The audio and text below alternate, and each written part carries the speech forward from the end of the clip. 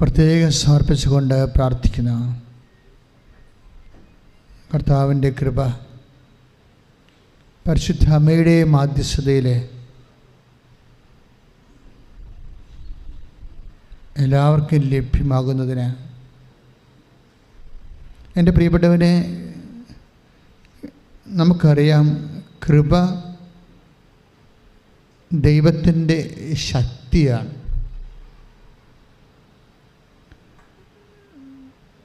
ഉടമ്പടിയും കൃപയും തമ്മിൽ ആണ് ബന്ധം.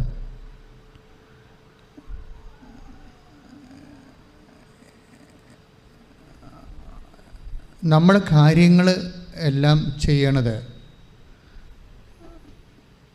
എല്ലാ ജീവിത മുന്നേറ്റങ്ങളും നടത്തുന്നത്,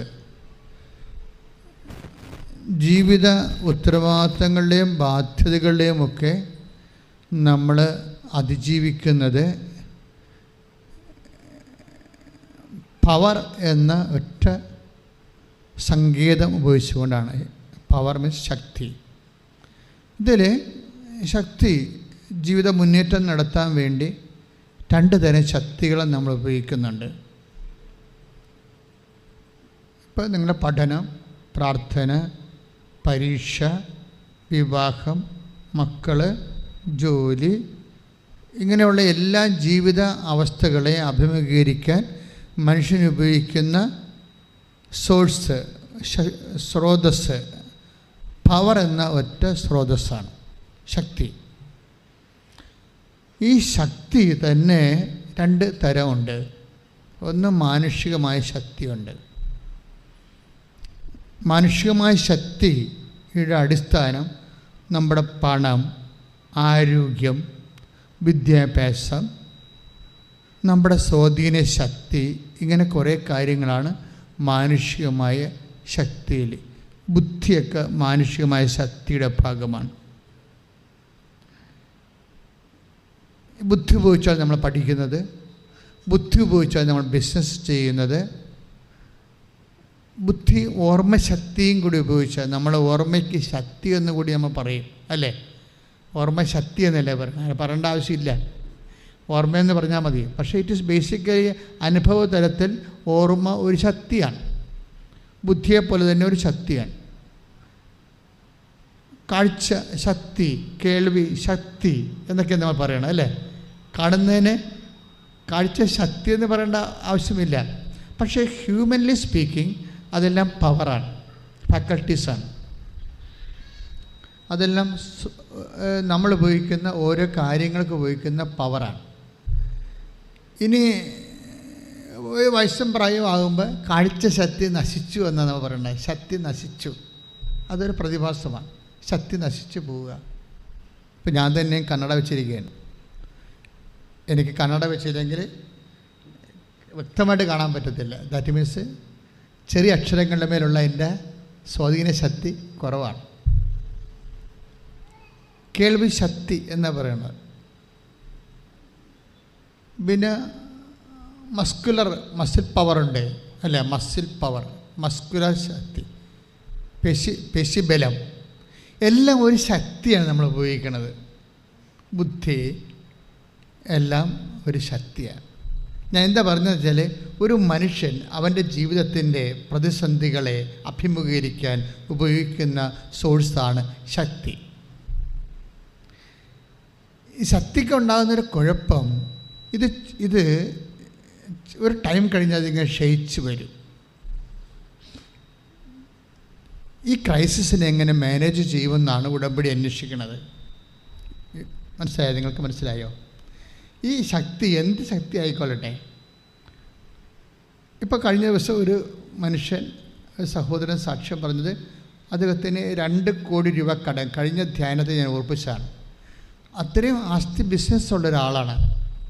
പക്ഷെ പ്രളയം വന്നപ്പോൾ അദ്ദേഹത്തിൻ്റെ ഫാക്ടറി ഒഴുക്കി കൊണ്ടുപോയി. കാര്യം എങ്ങനെ? പുരക്ക് മുകളിലല്ലേ വെള്ളം പോണത്, ഫാക്ടറിക്ക് മുകളിൽ കൂടി വെള്ളം പോയി. അപ്പോൾ 30 അടി 30 മീറ്ററൊക്കെ ഉയരം വെള്ളം ഉയർന്ന പത്തനംതിട്ടയിലാണ് അദ്ദേഹത്തിൻ്റെ ഫേംസ് ഉള്ളത്. അപ്പോൾ അദ്ദേഹത്തിൻ്റെ ഫാക്ടറി നഷ്ടപ്പെട്ടു, ശക്തി പോയി, പിന്നെ കടക്കാരനായി മാറി. അപ്പോൾ ഇങ്ങനെ നമ്മൾ എത്ര ഒരു പവർ ഉണ്ടെങ്കിലും ചില സമയത്ത് നമ്മുടെ ശക്തി പോകും. ഇങ്ങനെ ശക്തി, ആബ്സെൻസ് ഓഫ് പവർ എങ്ങനെ മാനേജ് ചെയ്യാൻ പറ്റും? അതിന് what is the divine provision? ദൈവത്തിൻ്റെ അതിനുള്ള പാക്കേജ് എന്താണ്? അതാണ് ബൈബിൾ അന്വേഷിക്കുന്നത്. ഇൻ കേസ് ഏതെങ്കിലും ഒരു സെറ്റപ്പിൽ നിങ്ങളുടെ ശക്തി പോയാൽ, നിങ്ങളുടെ ബിസിനസ്, ഇപ്പോൾ കഴിഞ്ഞ ദിവസം ജെയ്സൺ തോമസ് എന്ന് പറഞ്ഞൊരാൾ സാക്ഷ്യം പറഞ്ഞു. ജെയ്സൺ തോമസ് എന്നെ അട്രാക്റ്റ് ചെയ്തൊരു സാക്ഷ്യമാണ്. ജെയ്സൺ തോമസിൻ്റെ സാക്ഷ്യം എന്ന് വെച്ച് കഴിഞ്ഞാൽ, അത് മസ്കറ്റിലൊരു ഇൻഷുറൻസ് ബ്രോക്കറേജ് നടത്തുന്ന ആളാണ്. ഈ ഉടമ്പടിയുടെ ഒരു കാര്യം ഭയങ്കര രസമാണ്. മനുഷ്യന്മാരുടെ എല്ലാ ജീവിത മണ്ഡലങ്ങളെയും ഇതിങ്ങനെ ശരിക്കും താങ്ങി നിർത്തുന്നുണ്ട്. പണ്ടത്തെ ധ്യാന കേന്ദ്രത്തിൻ്റെ ഒരു രീതിയല്ല, രോഗശാന്തിയും മദ്യപാനം അവസാനിപ്പിക്കണമല്ല. ഉടമ്പടിയുടെ ഒരു പെർസ്പെക്റ്റീവ് എന്ന് പറയുന്നത് ഓൾമോസ്റ്റ് ഓൾ ഒരു ആധുനിക മനുഷ്യൻ കടന്നു പോകുന്ന സങ്കീർണമായ എല്ലാ മേഖലകളിലും അവൻ്റെ ഒപ്പം നടക്കുന്നു എന്നുള്ളതാണ് ഉടമ്പടിയുടെ ഒരു ബലം എന്ന് പറയുന്നത്. അപ്പോൾ ഈ മനുഷ്യന് ഈ ഇൻഷുറൻസ് ബ്രോക്കറേജ് മസ്കറ്റിലെ കമ്പനി പെട്ടെന്ന് ഫ്ലോപ്പായി. ഇയാളുടെ പോലും ശമ്പളം കുടുങ്ങിപ്പോയി. തലശ്ശേരിക്കാരനാണ്, ശമ്പളം കുടുങ്ങിപ്പോയി. 5 മാസത്തെ ശമ്പളമൊക്കെ കിട്ടാനുണ്ട്. നല്ല മിസ്മാനേജ്മെൻ്റ് വന്ന കമ്പനിയാണ്, നല്ല ഭംഗിയായിട്ട് പോകുകയായിരുന്നു. ഈ തോംസൺ ഓക്കെയാണ്, പക്ഷേ സ്റ്റാഫെല്ലാം പറയുന്നുണ്ട്, സാറേ എങ്ങനെയെങ്കിലും സാറ് ഈ കമ്പനിയുടെ തലപ്പത്ത് വന്നില്ല എന്നുണ്ടെങ്കിൽ സംഭവം കൊളാപ്സ് ആകും കേട്ടോ എന്ന് പറയും. പക്ഷെ തലപ്പത്ത് വരുന്നതിന് ഇയാളെക്കാൾ സീനിയോറിറ്റി ആയിട്ടുള്ള ആൾക്കാർ ആ കമ്പനിയിലുണ്ട്. അവരെ ഓവർടേക്ക് ചെയ്യാൻ ഇയാൾക്ക് പറ്റത്തില്ല. അത് എല്ലാ ഫേംസിനുമുള്ളൊരു ബാധ്യതയാണ്. ആ ഫേംസിൻ്റെ ആദ്യകാലം മുതലേ ഉണ്ടായിരുന്ന കുറേ ആൾക്കാർ എല്ലായിടത്തും ഉണ്ടാവും. അവർ ചിലപ്പോൾ ആ കമ്പനിയുടെ വളർച്ചയ്ക്കൊപ്പം ചിലപ്പോൾ എഡ്യൂക്കേഷനോ എക്സ്പീരിയൻസോ മാസ്റ്ററിയോ ഒക്കെ ഉണ്ടാകത്തില്ല. അത് എല്ലാ കമ്പനികൾക്കും ഉണ്ട് ശേഷം. അത് തുടക്കത്തിൽ അത്ര അവർ ഉദ്ദേശിച്ച് കാണത്തില്ല. ചിലപ്പോൾ വരെ ചിട്ടി കമ്പനിയായിട്ട് തുടങ്ങിയ സംഭവമായിരിക്കും, അപ്പോൾ ഉണ്ടായിരുന്ന ആൾക്കാരായിരിക്കും. ഇൻഷുറൻസ് ബ്രോക്കറേജ് ഇൻ്റർനാഷണലായിട്ട് മാറിയപ്പോൾ അതിനാവശ്യമായ ഇൻ്റലിജൻ്റൊക്കെ വേറെ ഒരു മാസ്റ്ററിൽ നിന്നാണ് വരേണ്ടത്. അപ്പോൾ ആദ്യം ഉണ്ടായിരുന്ന ആൾക്കാർക്കുണ്ട്, പക്ഷെ അവരെ മാറ്റാനും പറ്റത്തില്ല. അവരുടെ ശമ്പളം തന്നെ 1 കോടി രൂപയാണ് ഒരു വർഷം. അവിടുത്തെ സിഒയുടെ ശമ്പളം ഒരു വർഷം 1 കോടി രൂപയാണ്. ദാറ്റ് മീൻസ് 10 ലക്ഷം രൂപ അടുത്ത് വരുന്നുണ്ടല്ലോ. 10 ലക്ഷം രൂപ അടുത്ത് ഒരു മാസം ശമ്പളം വരുന്നുണ്ട്.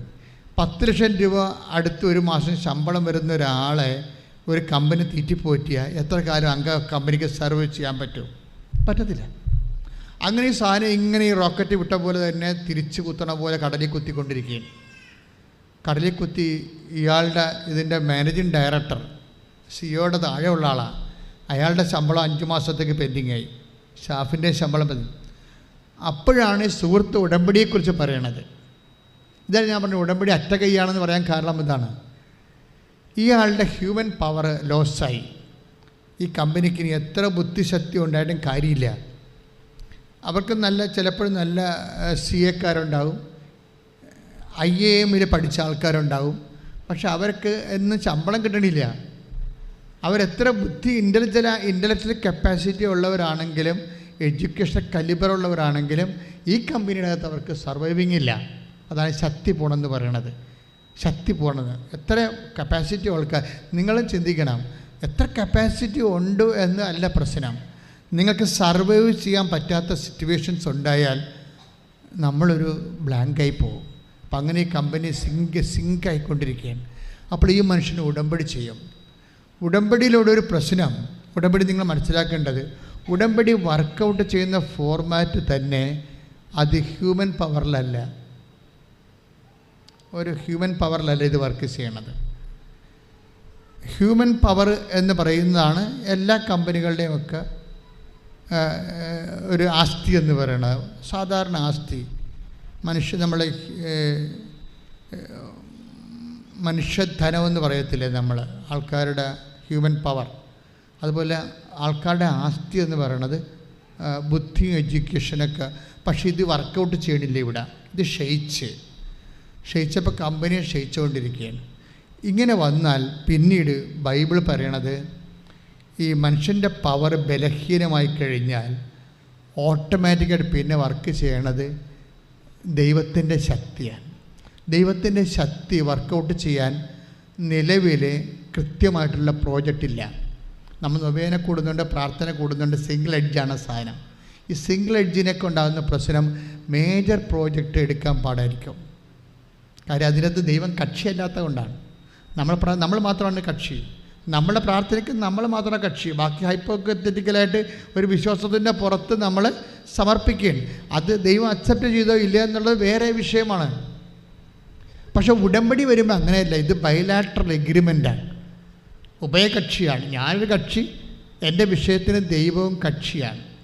ദൈവത്തിന് കുറച്ച് നിബന്ധനകളുണ്ട്, എനിക്ക് നിയോഗമാണുള്ളത്. ഇത് ബൈബിളിൻ്റെ ഒരു പ്ലാൻ ആൻഡ് സ്കീമാണ്, ആദ്യം മുതലേ ഉള്ളതാണ്. പൗലോസ് അപ്പോസ്തലൻ പറഞ്ഞു, ബലഹീനത വന്നാൽ പിന്നെ അടുത്ത ഓപ്ഷൻ ഹ്യൂമൻ പവർ ലോസായി കഴിഞ്ഞാൽ, ബുദ്ധിയായാലും ശക്തിയായാലും ധനമായാലും ഹ്യൂമൻ പവർ ലോസായി കഴിഞ്ഞാൽ പിന്നുള്ള ഓപ്ഷൻ ഡിവൈൻ പവറാണ്. ഡിവൈൻ പവറിന് ബൈബിൾ വിളിക്കുന്ന പേരാണ് കൃപയെന്ന്. നമ്മൾ കൃപയെന്ന് പറയുമ്പോൾ പ്രസാദം എന്നൊക്കെ പറയാം. അതൊന്നും അല്ല സംഭവം. It's A power. അത് എപ്പോഴുള്ള ഇതിൻ്റെ ഫണ്ടമെൻ്റൽ വേർഡ് എന്ന് പറഞ്ഞാൽ 2 കൊറിന്ത്യസ് 10:9. Take the word of God. 2 കൊറിന്ത്യസ് 10:9 ശ്രദ്ധിക്കട്ടെ.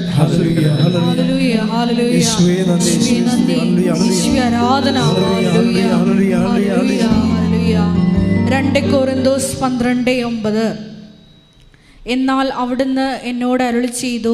പറഞ്ഞേ, എന്നാൽ അവിടുന്ന് എന്നോട് അരുളി ചെയ്തു, നിനക്ക് എൻ്റെ കൃപ മതി, എൻ്റെ ശക്തി മതി. എന്തെന്നാൽ ബലഹീനതയിലാണ് എൻ്റെ ശക്തി പൂർണ്ണമായി പ്രകടമാകുന്നത്. അപ്പൊ ബലഹീനത വന്നാൽ, ഇപ്പം ജെയ്സൺ തോമസ് എന്താണ്, ഒരു ബലഹീനതയിലാണ്. എന്താണ്, കമ്പനി ലാപ്സായി പോയിക്കൊണ്ടിരിക്കുന്നു. അയാൾക്ക് ശമ്പളം കിട്ടിയിട്ട് 5 മാസമായി. ഈ ബലഹീനത ഇനി പ്രവർത്തിക്കാൻ എന്താ പറയണത്? അടുത്ത വായിച്ച് എന്തെന്നാൽ ബലഹീനതയിലാണ് ദൈവത്തിന്റെ ശക്തി പ്രവർത്തിക്കുന്നത്. ഇനി കമ്പനി പൊക്കിയെടുക്കാൻ ദൈവത്തിന്റെ ശക്തി മാത്രമേ ഉള്ളൂ. ദൈവത്തിൻ്റെ ശക്തി വേണമെന്നുണ്ടെങ്കിൽ ദൈവം അത്ഭുതം പ്രവർത്തിക്കണം. സാധാരണ ലെവലിലുള്ളതിന് അത്ഭുതം എന്നല്ല പറയണത്. സാധാരണ അവർ കഴിഞ്ഞുകൊണ്ടിങ്ങനെ ഇങ്ങനെ മെയിൻറ്റെയിൻ ചെയ്ത് പോകും. പക്ഷേ എക്സ്ട്രാ ഒരു വിഷയം വന്നാൽ ദൈവം അത്ഭുതം പ്രവർത്തിക്കണം. ദൈവം അത്ഭുതം പ്രവർത്തിക്കാൻ ഒരു പ്രോജക്റ്റേ ഉള്ളൂ, അത് ഉടമ്പടിയാണ്. അത്ഭുതം ഇടീ തോമസിൻ്റെ കമ്പനി രക്ഷപ്പെടണമെന്നുണ്ടെങ്കിൽ, ജെയ്സൺ തോമസിൻ്റെ കമ്പനി രക്ഷപ്പെടണമെന്നുണ്ടെങ്കിൽ മാനുഷികമായിട്ട് ഓപ്ഷൻസ് ഒന്നുമില്ല. പിന്നെയുള്ളത് എന്താണ്? ദൈവികമായ ശക്തി പ്രവർത്തിക്കണം. ദൈവമായ ശക്തി പ്രവർത്തിക്കണം. ദൈവം പ്രവർത്തിച്ചോളൂ എന്ന് പറഞ്ഞുകൊണ്ടിരുന്നൊരു കാര്യമില്ല. ദൈവം അത്ഭുതം പ്രവർത്തിക്കുന്ന ഫോർമാറ്റിലേക്ക് നമ്മൾ വരണം. ദൈവം അത്ഭുതം പ്രവർത്തിക്കുന്ന ഫോർമാറ്റ് എന്താണ്? ബൈബിളിൽ കൃത്യമായിട്ട് പറയുന്നുണ്ട്, അത് ഉടമ്പടിയാണ്. പുറപ്പാടിൻ്റെ പുസ്തകം 34:10. പുറപ്പാട് 34:10. ശ്രദ്ധിക്കട്ടെ. ഹല്ലേലൂയ. പുറപ്പാട് 34:10. പുറപ്പാട് 34:10. അവിടുന്ന് അരുളി ചെയ്തു. അവിടുന്ന് അരുളി ചെയ്തു, ഇതാ ഞാൻ ഒരു ഉടമ്പടി ചെയ്യുന്നു. ലോകത്ത് ഒരിടത്തും ഒരു ജനതയുടെ ഇടയിലും നടന്നിട്ടില്ലാത്ത തരം അത്ഭുതങ്ങൾ നിന്റെ ജനത്തിന്റെ മുൻപിൽ ഞാൻ പ്രവർത്തിക്കും. ഇതാണ് പ്രശ്നം. മനസ്സിലായില്ലേ? ഉടമ്പടിയും അത്ഭുതവും തമ്മിലാണ് ബന്ധം. അത്ഭുതങ്ങൾ ഉണ്ടാകാൻ വേണ്ടിയും, ഇപ്പം നമ്മൾ കൃപാസനത്തിൻ്റെ നിങ്ങൾ പുതിയ യൂട്യൂബ് കണ്ടോ? ഒരു ദിവസം 100 സാക്ഷ്യം വെച്ചാൽ കിട്ടണത്. അത്ഭുത സാക്ഷ്യങ്ങൾ 100 എണ്ണം. ഇപ്പോൾ പുതിയതല്ല, അത്ഭുതങ്ങൾ പ്രവർത്തിക്കുന്നത് ആദിമസഭയുടെ മുഖമുദ്രയാണ്. അത് അപ്പോസ്തലന്മാരൊക്കെ തിരഞ്ഞെടുക്കുമ്പോഴും നിങ്ങളുടെ അപ്പോസ്തലന്മാരെക്കുറിച്ച് പൗലോസ് അപ്പോസ്തലൻ പറയണതും പ്രവാചകന്മാർ, അതുപോലെ തന്നെ സുവിശേഷ പ്രഘോഷകർ, അത്ഭുതം പ്രവർത്തിക്കുന്നവർ എന്ന് പ്രത്യേകം പറയുന്നുണ്ട്. അപ്പം ചില കാര്യങ്ങൾക്ക് അത്ഭുതം, take the bed of God, അത്ഭുതം പ്രവർത്തിക്കുന്നവർ. ശ്രദ്ധിക്കട്ടെ. ഹല്ലേലൂയ.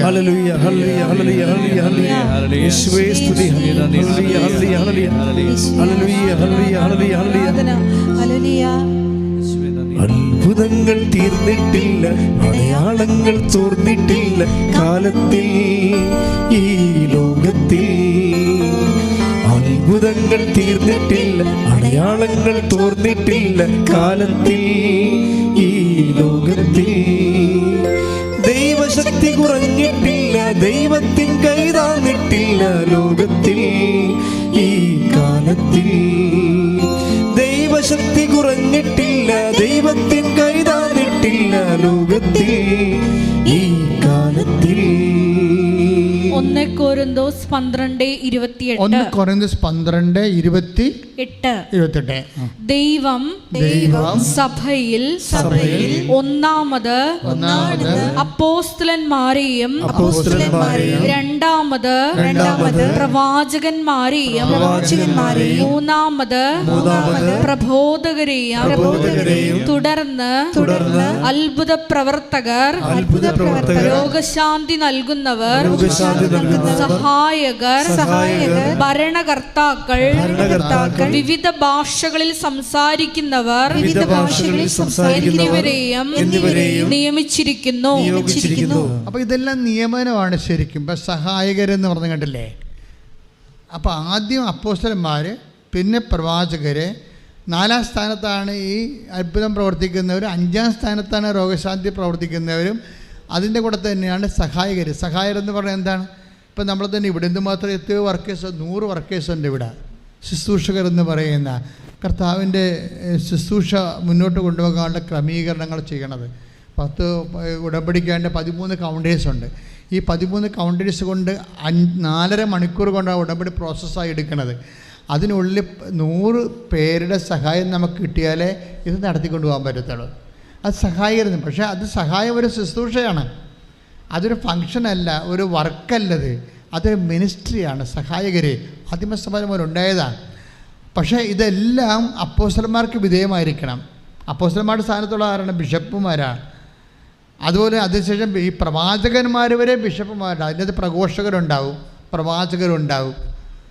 അതെല്ലാം വചന പ്രഘോഷമായിട്ട് ബന്ധപ്പെട്ട മിഷണറീസാണ്.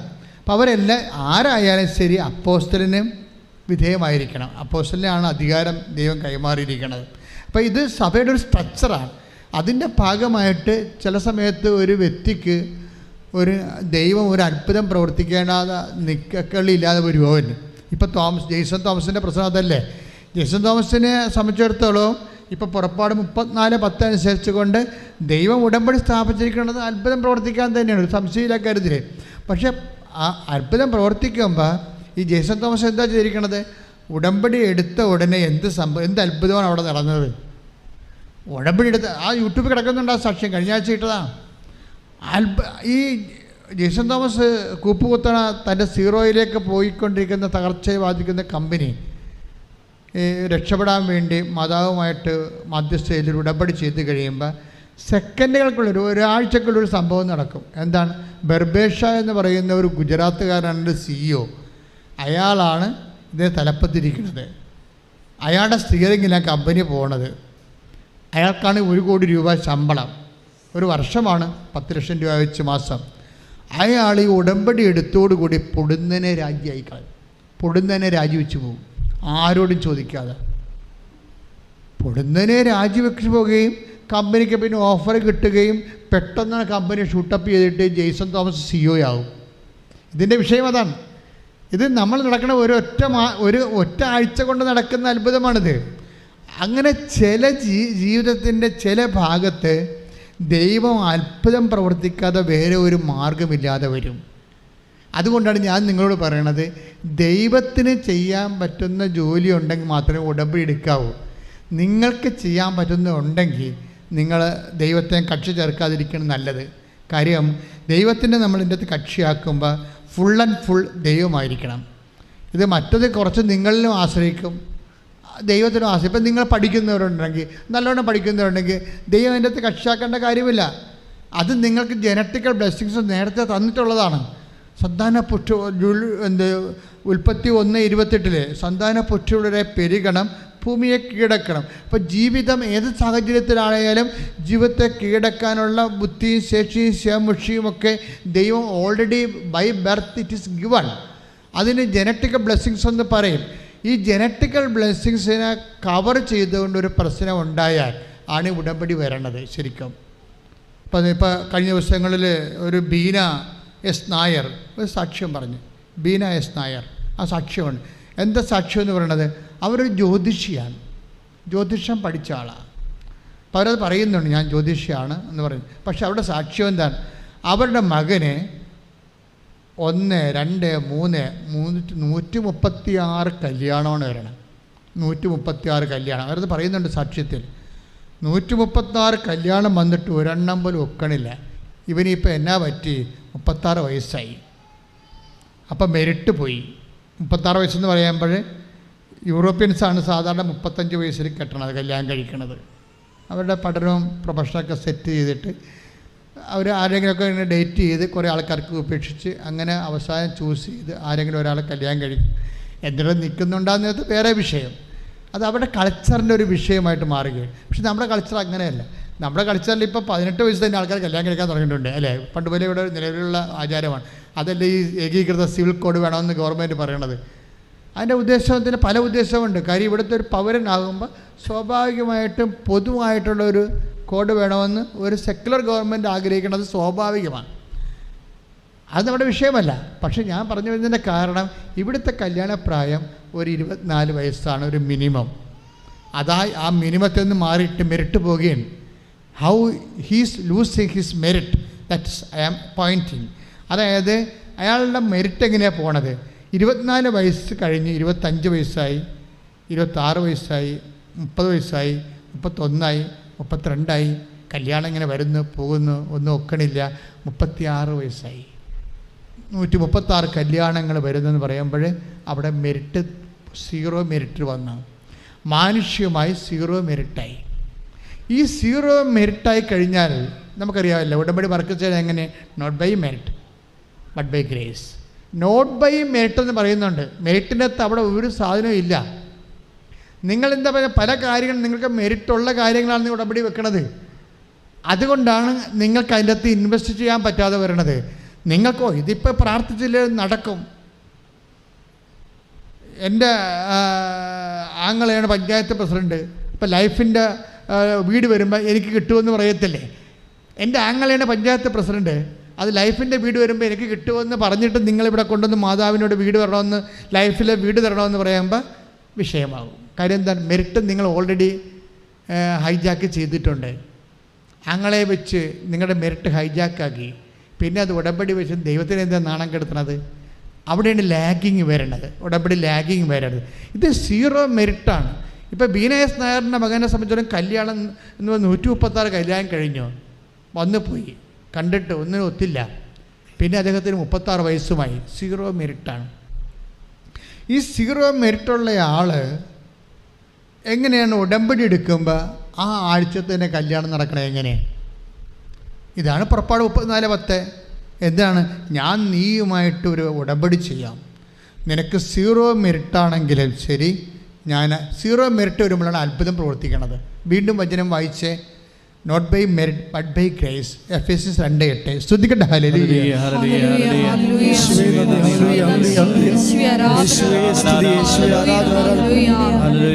എഫെസ്യസ് 2:8.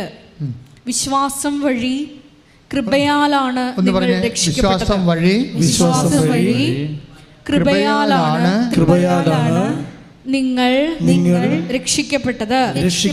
അത് നിങ്ങൾ നേടിയെടുത്തതല്ല, ദൈവത്തിന്റെ ദാനമാണ്.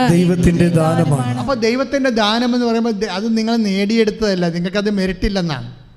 അതാണ് എഫെസ്യസ് 2:8. അത് നിങ്ങൾ നേടിയെടുത്തതല്ല. നിങ്ങളുടെ ബുദ്ധി കൊണ്ടോ എഡ്യൂക്കേഷൻ കൊണ്ടോ സ്വാധീനം കൊണ്ടോ അല്ലെങ്കിൽ നിങ്ങളുടെ പ്രയോറിറ്റി കൊണ്ടോ നിങ്ങളുടെ എക്സ്പീരിയൻസ് കൊണ്ടോ നിങ്ങൾ നേടിയെടുത്തതല്ല. അവിടെ നിങ്ങളുടെ നേട്ടം 0 മെറിറ്റാണ്. പിന്നെന്താണ്? ദൈവത്തിൻ്റെ ദാനമാണ്. ഒന്ന് പറഞ്ഞ്, ദൈവത്തിൻ്റെ ദാനമാണ്.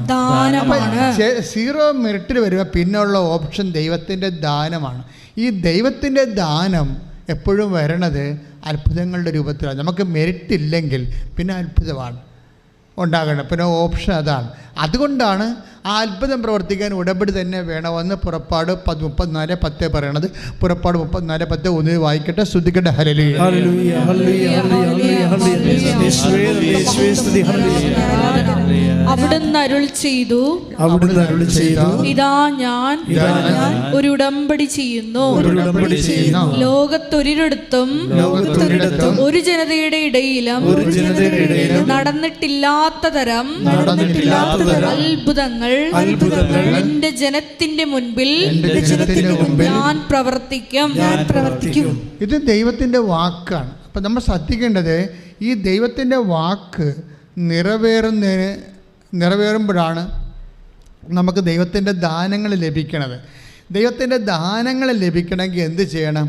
ബേസിക്കായിട്ട് നമുക്ക് വിശ്വാസം ഉണ്ടാകണം, അല്ലേ? അതാണ് എഫേസ്യസ് 2:8, take the word of God. വിശ്വാസം. ശ്രദ്ധിക്കട്ടെ. ഹല്ലേലൂയ. എഫേസ്യോസ് 2:8. എഫേസ്യസ് 2:8. വിശ്വാസം വഴി കൃപയാലാണ് നിങ്ങൾ രക്ഷിക്കപ്പെട്ടത്. അത് നിങ്ങൾ നേടിയെടുത്തതല്ല, ദൈവത്തിന്റെ ദാനമാണ്. Praise the Lord. അപ്പോൾ കൃപയാലാണ് നമ്മൾ രക്ഷിക്കപ്പെടുന്നത്, വീണ്ടെടുക്കപ്പെടുന്നത്. അപ്പോൾ കൃപ ദൈവത്തിൻ്റെ ശക്തിയാണെന്ന് പറയുമ്പോൾ വിശ്വാസം വഴി ഇപ്പം നമ്മൾ 2 കൊരിന്ത്യർ 12:9, 2 എഫേസ്യർ 2:8 കൂടി ലിങ്ക് ചെയ്ത് വായിക്കും. മനസ്സിലാക്കേണ്ടത് എന്താണ്? വിശ്വാസം വഴി കൃപയാലാണ്, അത് മീൻസ് ദൈവത്തിൻ്റെ ശക്തിയാലാണ്. ഒന്ന് പറഞ്ഞ വിശ്വാസം വഴി ദൈവത്തിൻ്റെ കൃപയാലാണ്, അഥവാ ദൈവത്തിൻ്റെ ശക്തിയാലാണ് അത്ഭുതങ്ങള് പ്രവർത്തിക്കപ്പെട്ട് ദൈവത്തിൻ്റെ ദാനം ഉടമ്പടി വഴി നമ്മൾക്ക് ലഭിക്കുന്നത്. കൈ അടിച്ച് കർത്താവിനെ ശ്രദ്ധിക്കട്ടെ. ശക്തി പ്രവർത്തിച്ച് ഞങ്ങളെ സാക്ഷി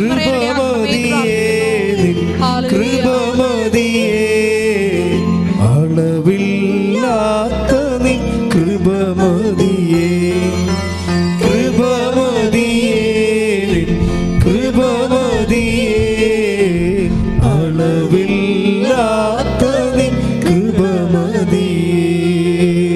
പരിശുദ്ധ പരമദിവ്യകാരുണ്യത്തിന് ആരാധനയും സ്തുതിയും പുകഴ്ചയും ഉണ്ടായിരിക്കട്ടെ. പരിശുദ്ധ പരമദിവ്യകാരുണ്യത്തിന് ആരാധനയും സ്തുതിയും പുകഴ്ചയും ഉണ്ടായിരിക്കട്ടെ. പരിശുദ്ധ പരമദിവ്യകാരുണ്യത്തിന് ആരാധനയും സ്തുതിയും. അപ്പം എഫേസ്യസ് 2:8 വീണ്ടും നമ്മൾ ബേസിക് വേർഡ് ഓഫ് ഗോഡ് ഉള്ളത്. എന്താണ്?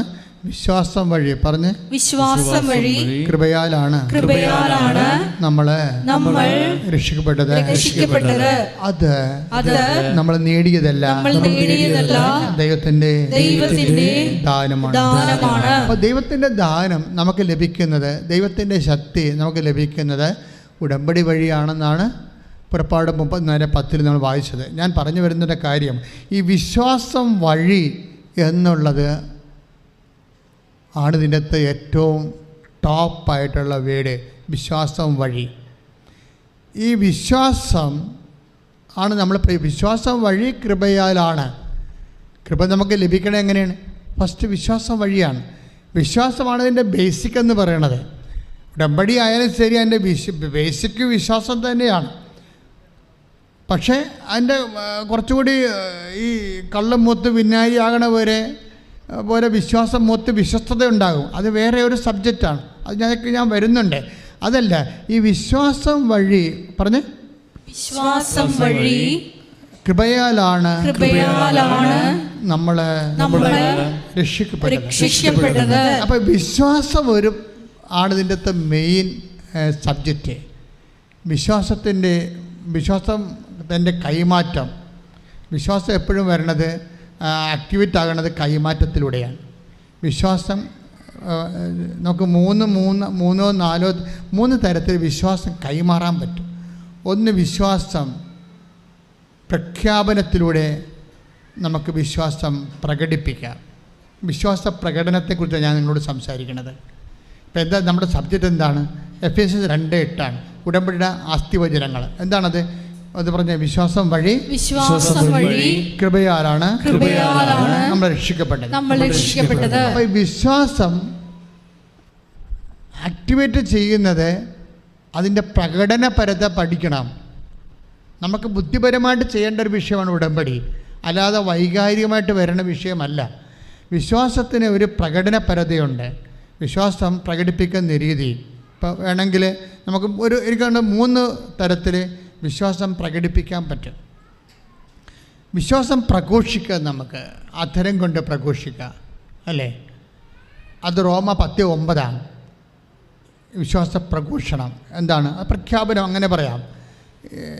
എന്താ റോമ 10:9? യേശു കർത്താവാണെന്ന് അധരം കൊണ്ട് ഏറ്റുപറയുകയും ദൈവം അവനെ മരിച്ചു വീഴുന്ന ഉയർപ്പിക്കുകയും ചെയ്യുന്ന ഹൃദയത്തിൽ വിശ്വസിക്കുമ്പോഴാണ് രക്ഷ പ്രാപിക്കുന്നത്. അപ്പൊ വിശ്വാസം പ്രഖ്യാപിച്ചാൽ രക്ഷ പ്രാപിക്കാൻ പറ്റും. വിശ്വാസം പ്രഖ്യാപിച്ചാൽ എന്താണ് വിശ്വാസം? യേശു കർത്താവാണെന്നുള്ളതാണ് വിശ്വാസം. അത് അധരം കൊണ്ട് പ്രഖ്യാപിക്കണം. അധരം കൊണ്ട് പ്രഖ്യാപിക്കും. അതിനാണ് നമ്മൾ വിശ്വാസ പ്രമാണം ചെല്ലണത്. അപ്പോൾ വിശ്വാസ പ്രമാണം ചെല്ലുമ്പോൾ നിങ്ങളുടെ മനസ്സത് ഉണ്ടാകണം, ഞാൻ എന്താണ് ചെയ്യണത്. കണാ പഠിപ്പിച്ചൊരു പ്രാർത്ഥന കണാകുണാന്നും പറഞ്ഞുകൊണ്ട് ഇങ്ങനെ പട്ടിക പറയണവർ പറഞ്ഞിട്ട് കഥയില്ല. അതൊരു ആക്ടിവേഷൻ പ്രിൻസിപ്പിളാണ്. വിശ്വാസം പ്രഖ്യാപിക്കുകയാണ്. എന്താ വിശ്വാസത്തിൻ്റെ അന്തസ്സത്ത എന്താണ്? യേശു കർത്താവാണ്, അതാണ് വിഷയം. അതോടുകൂടി വിശ്വാസം എല്ലാം തീരും. കാര്യം രോഗമല്ല കർത്താവ്, കടമല്ല കർത്താവ്, ഇന്ന് വന്നിരിക്കുന്ന സാമ്പത്തിക തകർച്ചയിൽ നിന്ന് ഭരിക്കേണ്ട കാര്യമില്ല. എന്നെ ഭരിക്കാൻ ഒരാളുണ്ട്, അവൻ മരണത്തെ ജയിച്ച ഉയർത്തെഴുന്നേറ്റ കർത്താവാണ്. കൈയടിച്ച് കർത്താവ്